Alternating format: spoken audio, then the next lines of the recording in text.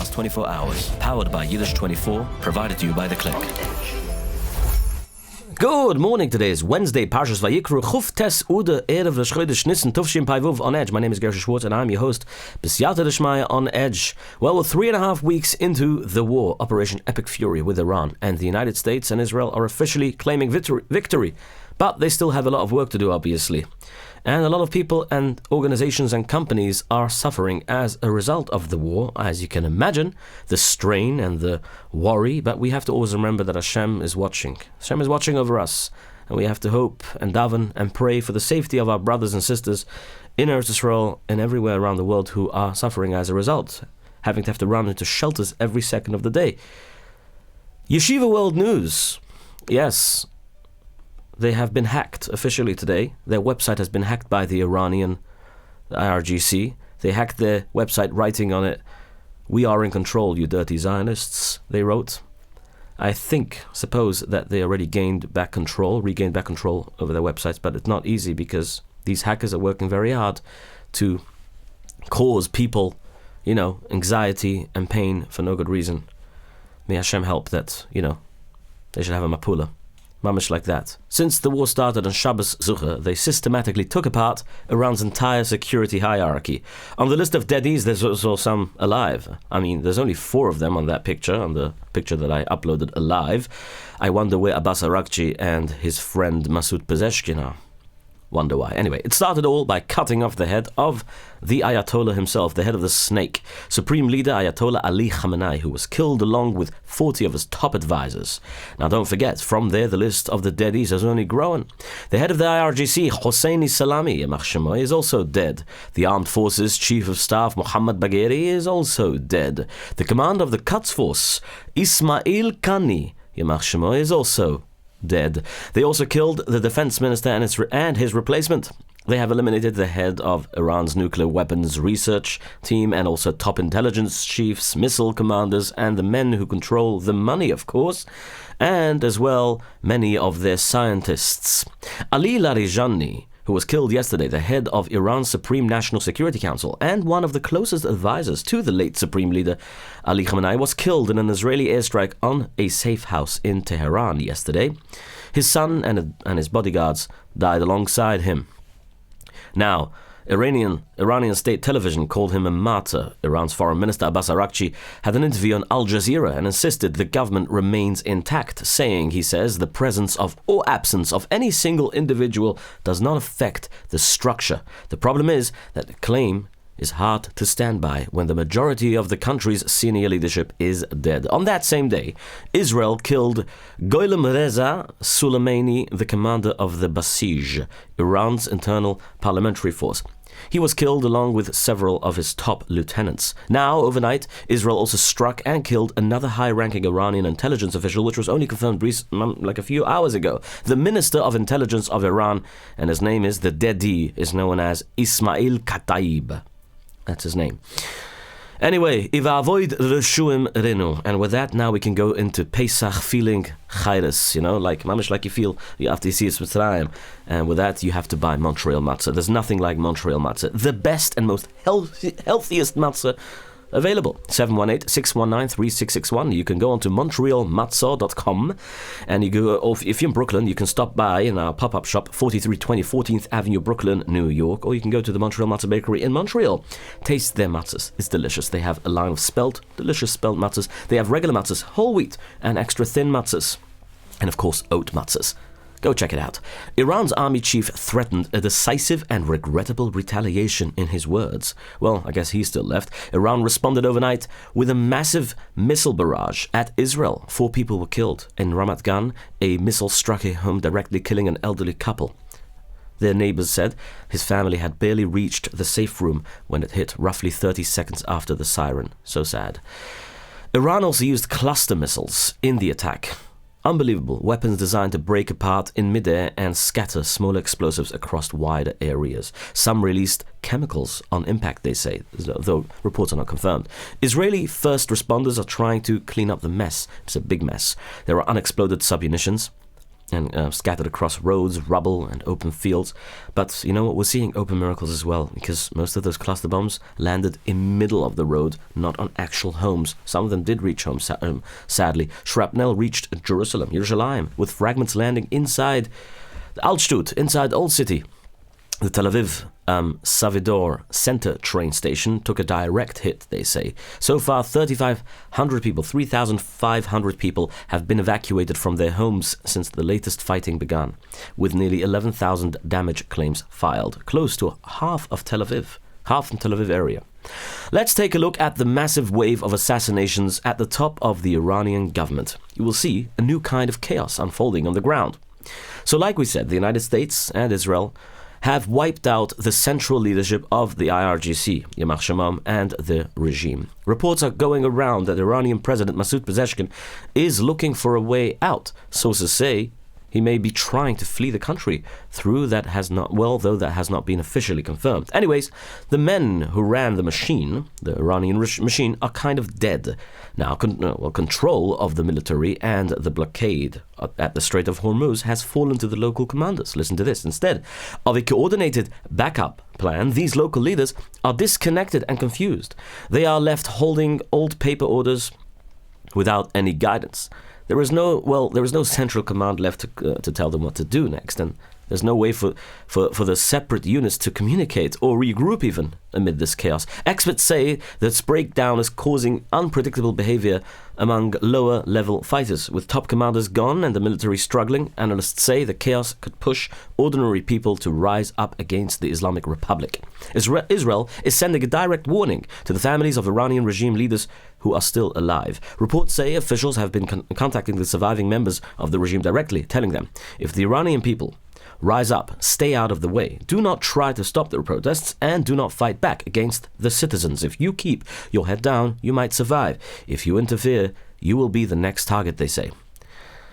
Anyway, a headless regime loses its grip. In other words, let's talk about losing your grip. When you wear a Shtreimul that looks like a cluster bomb, you're kind of losing your grip. So you need to call now, 732-523-1559, before it's too late. I mean, Pesach is around the corner tonight, Rosh Chodesh Nissen. Call him now, 732-523-1559, and get your Shtreimul picked up and delivered from all areas in the Tri-State area and made. Like, they press it, they glaze it, they farb it in Yiddish words, and they machen es ibevarach. Vinai. If you understand Yiddish, then you have a Shtreimul. If you don't understand Yiddish, you probably also don't have a Shtreimul. I'm kidding. What did I say? I said if you have a Shtreimul, you understand Yiddish. Not really, actually. No, it's not true. Because Nissan Black also has a Shtreimul. Does he speak Yiddish? Not yet.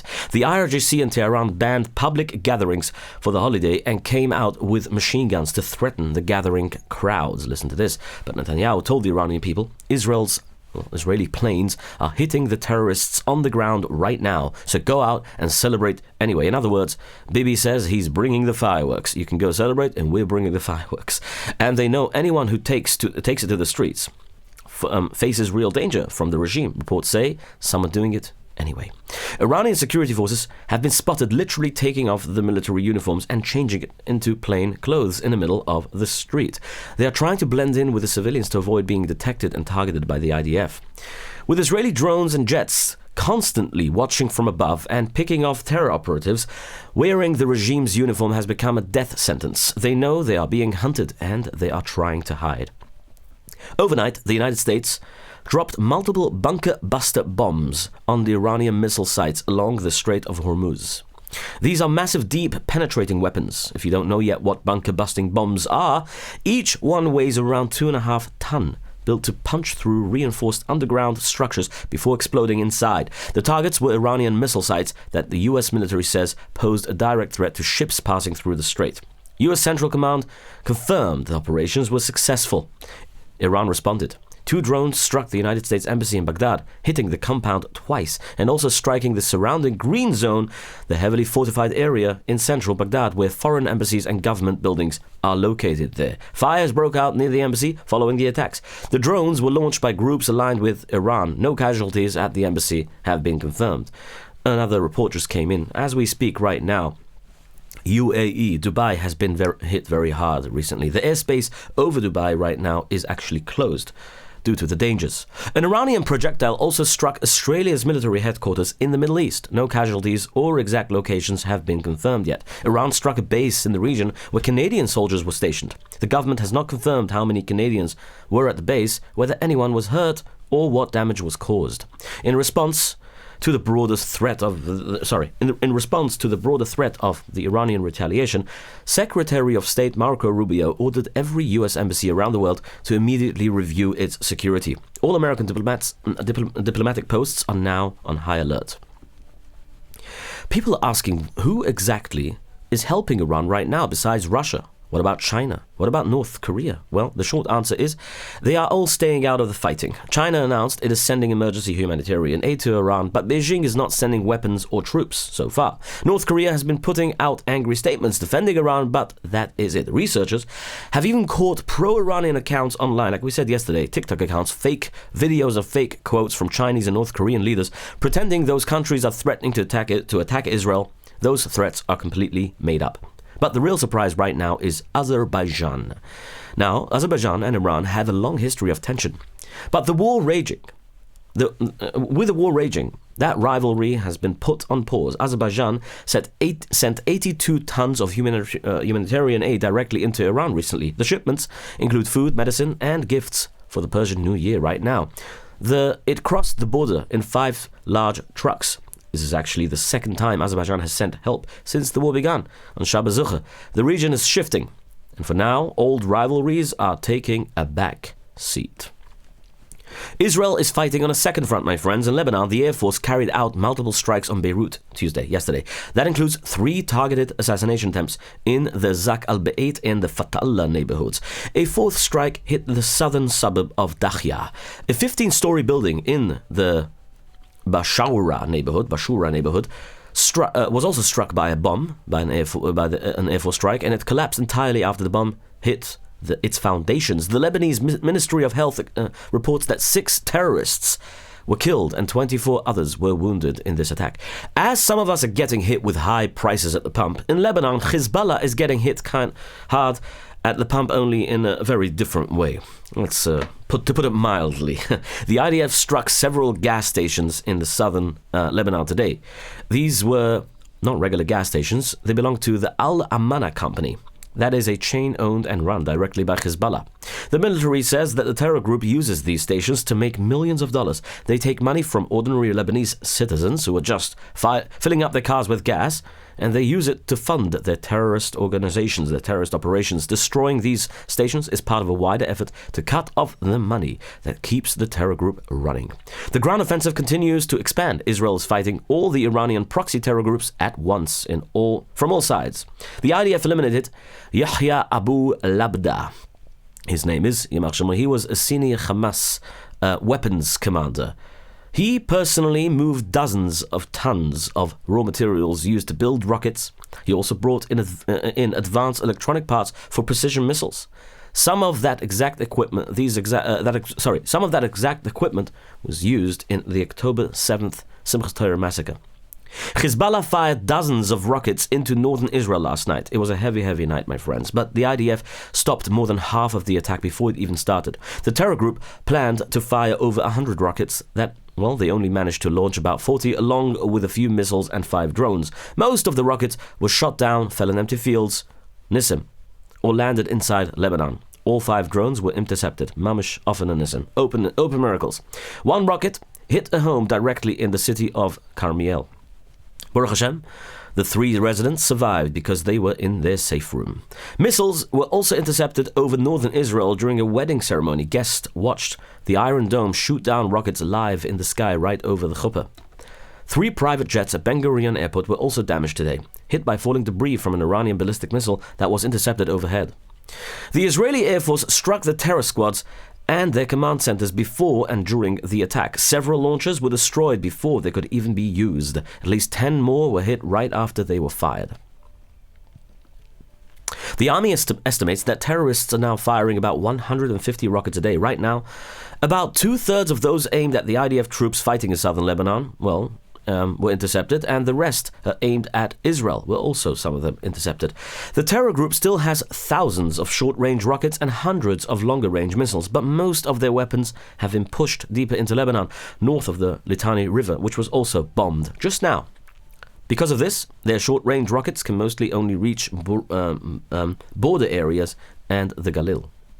The terrorists have also spread out their launchers, and they are using smaller ones. This makes them harder for Israel to find, but it also means they cannot fire as many rockets at once. The IDF also reports that fewer than 1,000 Radwan Force fighters are still south of the Litani River. At least 200 have been killed. The rest are hiding in small groups and retreating under heavy pressure. And like we said just now, the Israeli army just put out satellite pictures of them attacking around the Litani River. As we reported yesterday in Jerusalem, in Yerushalayim, a shrapnel from an Iranian missile strike damaged the Biana Klois. See, even shrapnel is dangerous. Not even, it's dangerous. It's super scary. The upcoming wedding of the grandchild of the Biana Rebbe Shlita is being moved to the main hall of the Belzer Grand Shul. President Trump declared, "We no longer need NATO." This is one of the strongest statements any American president has made about the alliance in decades. Listen to this. Yesterday, Irish Prime Minister Michael Martin visited the United States for St. Patrick's Day. Trump said, he said it after the UK, France, Japan and Australia all refused his request to help protect the commercial shipping through the Strait of Hormuz. Trump called it a foolish mistake for allies to stand on the sidelines while the US secures the waterway. Trump also said he is not ruling out the use of American ground forces in Iran.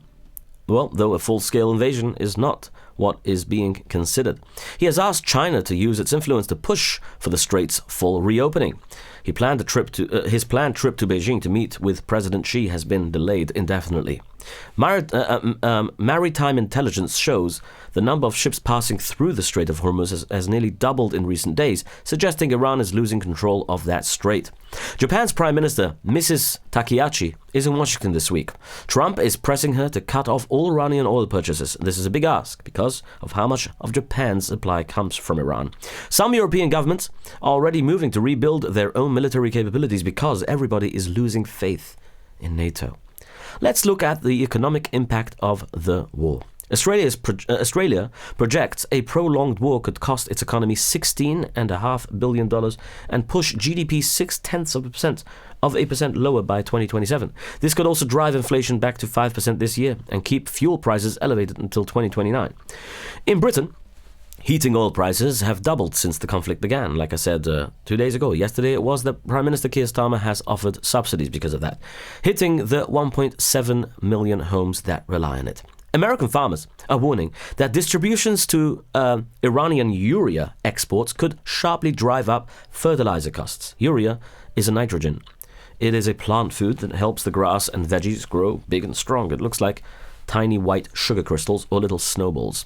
In the real world, it is a very important fertilizer that farmers all over the planet use to grow crops like corn, wheat and rice. The Federal Reserve, Rabbi Isai, is meeting this week, and there probably will be no interest rate cuts in America at all this year. This is a sharp reversal from the 2 cuts expected just months ago. Ukraine is also feeling the pressure.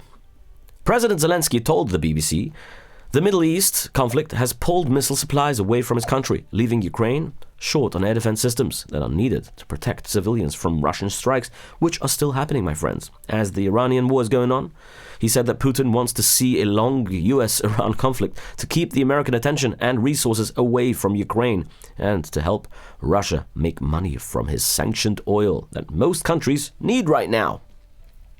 At the same time, Zelensky announced that 201 Ukrainian military experts have been deployed to the Gulf region to support and help counter Iranian drones. A senior UAE official said publicly that Iranian attacks have pushed Gulf states closer together, closer to both the US and Israel. His words, "We're not seeing 2,000 Israeli or US missiles and drones targeting us. We are seeing 2,000 Iranian missiles and drones targeting us. So it's Iran who is the adversary." Back in the United States, lawmakers are hearing the exact details about the war with Iran. The House and Senate are holding briefings with top generals. General Michael Kurilla, the head of the U.S. Central Command, he is updating Congress on the combat operations and the ongoing cooperation between America and Israeli forces. Lawmakers are getting real-time details on the massive U.S. operations and strikes along the Strait of Hormuz and other places. War Secretary Pete Hegseth and Pentagon officials are explaining exactly what the armed forces have been doing so far. President Trump confirmed this week that the American B-2 stealth bombers completely destroyed Iran's Navy and Air Force. But Congress is also hearing about the cost. The Pentagon says the war is now costing American taxpayers about $2 billion every single day. Defense officials and War Department officials are also discussing emergency evacuation plans. They are figuring out how to rescue American citizens who are still stuck and stranded in the Middle East as the fighting spreads. The head of National Counterterrorism Center has resigned yesterday over the U.S. military strike on Iran, the most senior official to break publicly with the president over the conflict. Joe Kent, nominated by Trump and confirmed by the Senate just weeks ago, stepped down Tuesday. In his resignation letter, Kent wrote that the United States entered this war due to pressure from Israel and its American lobby, and issued a direct warning to Trump. You can reverse course and chart a new path for our nation, or you can allow us to slip further towards decline and chaos. You hold the cards, he said. Trump called Kent weak and said he should never have been in the job. Presidential allies went further, calling him a crazed egomaniac and insisting he was anyway about to be fired. Director of National Intelligence, Tulsi Gabbard, Kent's direct supervisor, and someone who previously spoke publicly about the dangers of a war with Iran, is now defending the strikes and the bombs and the war. She wrote that it is President Donald J. Trump's responsibility to determine what constitutes an imminent threat, and that Trump concluded Iran was one. The Senate voted yesterday to open a debate on the Save America Act, already passed by the House last month and called a top priority by President Donald J. Trump. The bill would require anyone registering to vote to show physical proof of U.S. citizenship, like a passport or birth certificate. Voting would also require strict photo ID. Federal law already banned non-citizens from voting. This bill would require voters to prove it with paperwork. Democrats oppose it, saying millions of legal citizens don't have a passport or easy access to their birth certificates, and the law would block real citizens from voting. The bill needs 60 Senate votes to pass. Republicans don't have that. Senate Majority Leader John Thune admits they likely can't overcome a filibuster, but says the vote puts every Democrat on the record. Starting April 2nd, visitors from 12 additional countries will need to pay a U.S. visa bond. This cost is between $5,000 and $15,000. It's a move to prevent visa overstays. But the good news, the money is fully refundable if you follow the rules, about $15,000. We are now 1 month into the government shutdown, and American airports are reaching a breaking point. TSA officers have gone weeks without pay. At some airports, more than half of staff is simply not coming in.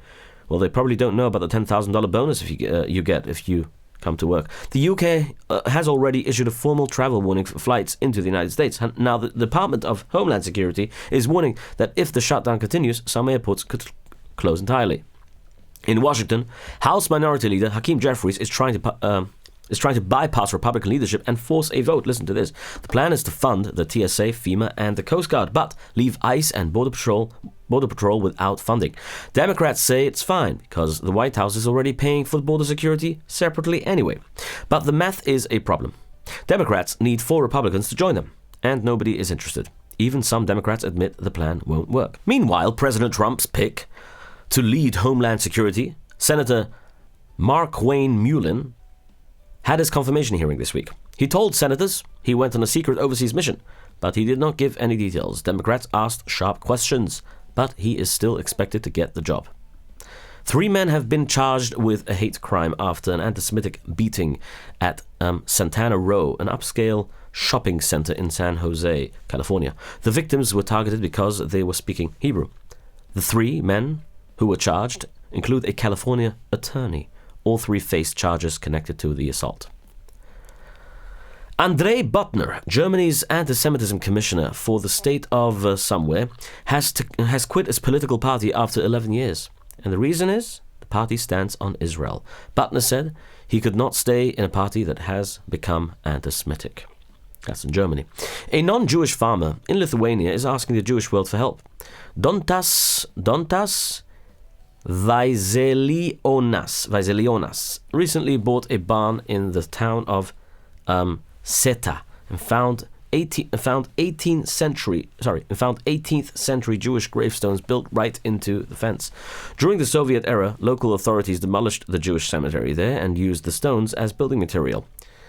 This guy posted photos to a Jewish history forum and asked Jewish organizations to come remove and relocate the stones properly. He writes, "Hello, I am a farmer from the Seta area. On my private property, within the foundations of a Soviet-era barn, I have discovered a large number of fragmented Jewish headstones, motivas taken from the destroyed Seta cemetery decades ago. I have identified several names on the stones. Avrum bar Yaakov Halevi, who passed away in 1888, Tuvia bar Yitzchak, 1895, a child named Yosef bar Zalman, 1893, and the family's name is Shapiro," he says. He adds, "This is an active farm and strictly private property. I am committed to honoring the memory of these individuals, but unauthorized visits are not permitted. If you believe you are a descendant or represent an organization that can help with the proper preservation process, please contact me directly," he says. Let's talk about Protobite. 347-354-1237. You want to transform the way you run your business. Well, you need to build software. The way to do that is obviously by getting yourself software. And the way to do that is calling Protobite. 347-354-1237. And the next one is Kliger. Now, you want all your messages in one inbox, right? Email, fax, e-fax, iMessage, e-message, O-message, iPhone message, text message, WhatsApp message, emails again, post, mail, everything in one inbox. Kliger, that's all you need. 845-335-3343 or visit Kliger.com. That's KLEEGR.com.